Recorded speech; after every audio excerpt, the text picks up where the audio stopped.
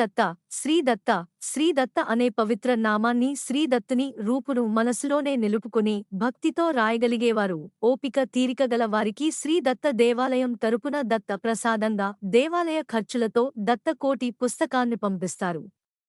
పేజీకి 224. పుస్తకంలోని 112 పేజీల్లో దాదాపు 25,000 నామాలు రాయవచ్చు.